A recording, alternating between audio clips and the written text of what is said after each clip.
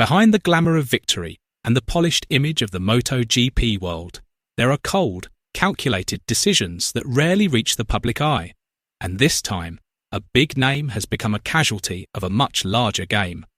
Alex Márquez, a world champion who should be given room to grow, suddenly finds himself at an unfair crossroads, as if being pushed aside to make way for more desirable stars. This is no longer just about on-track performance. It's about politics, priorities, and the future direction of a team that can sacrifice anyone. So, is this truly a sporting decision, or is there a hidden agenda being played behind the scenes? Let's discuss. There's an incredibly thin line in the MotoGP paddock, the line between what you see on camera and what actually happens behind the garage doors. Alex Márquez's story with Ducati in the 2026 season sits right on that line. On the surface, everything looks perfect: smiles, solid results, and the status of being one of the most consistent riders on the grid. But behind the scenes, the dynamics are far more complex, and perhaps far more ruthless. From a performance standpoint, there's nothing to debate. Alex is a World Championship runner-up, a competitive rider in the Gresini Racing satellite team, and even capable of taking victories when the Ducati factory squad itself struggles to find peak performance. But this is exactly where the paradox begins. In MotoGP, there's an unwritten rule. It's not just about how fast you are, it's about where you are. And right now, Alex is simply too strong in the wrong place. Winning without being the centre of a project can be a double-edged sword. When a rider delivers outstanding performances without being the team's main focus, they become a disruptive variable, not because they're underperforming, but because they challenge an already established balance. At Ducati, that balance is clear. Two names sit at the centre of everything: Francesco Bagnaia, the symbol of stability and long-term vision, and Marc Márquez, a global phenomenon with unmatched commercial appeal. Between these two poles, Alex occupies the most difficult position, a third rider who is too strong to ignore, yet not chosen to be prioritised. In MotoGP, major decisions are almost never announced openly.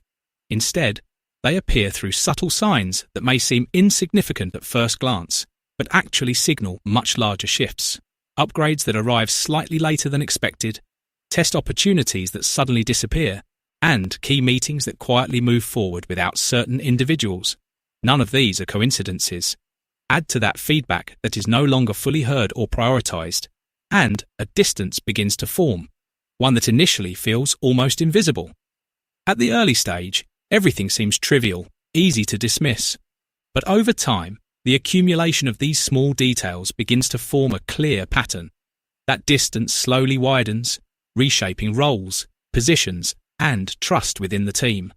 Ironically, by the time a rider fully realises what's happening, the situation has often progressed too far to be easily reversed. This is what's known as an unofficial hierarchy, a system never written on paper, never publicly acknowledged, yet deeply felt by everyone inside the team. In MotoGP, bike development is never democratic. There is always a primary direction and a dominant voice that dictates the path forward. Ducati is strong because of this approach: focused, decisive, and uncompromising. But when too many top riders exist within the same system, the risk of conflicting directions and a loss of identity increases. Not every need can be accommodated. As a result, someone will inevitably be pushed slightly away from the centre. And right now, that position appears to belong to Alex Márquez. When a rider is no longer a top priority within a team structure, the dynamics of every race fundamentally change. Every result is no longer just a number in the standings. It becomes a constant act of self-validation amid internal doubt. Small mistakes that would normally be forgiven suddenly feel much heavier, as if they confirm a narrative that has already been formed. Even when a victory is achieved, the feeling that follows isn't entirely relief or satisfaction. Instead, the result can place the team in an uncomfortable position, forcing them to question the direction, decisions, and priorities they've set. In situations like this, the greatest pressure no longer comes from rivals on track who are visible and measurable. That pressure comes from within, from the system itself, from internal dynamics and from strategic decisions that don't always work in a rider's favour.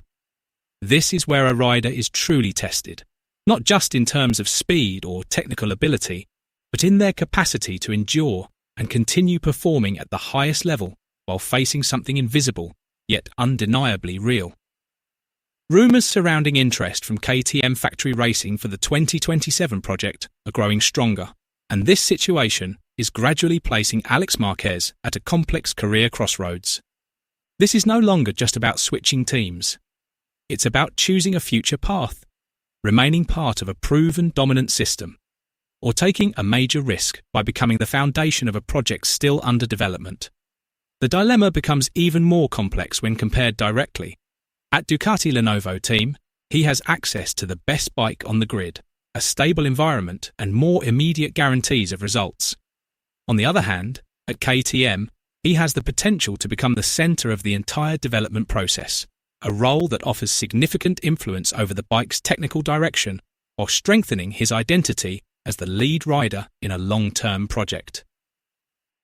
Becoming the centre of a project means his voice would carry far greater weight in every key decision.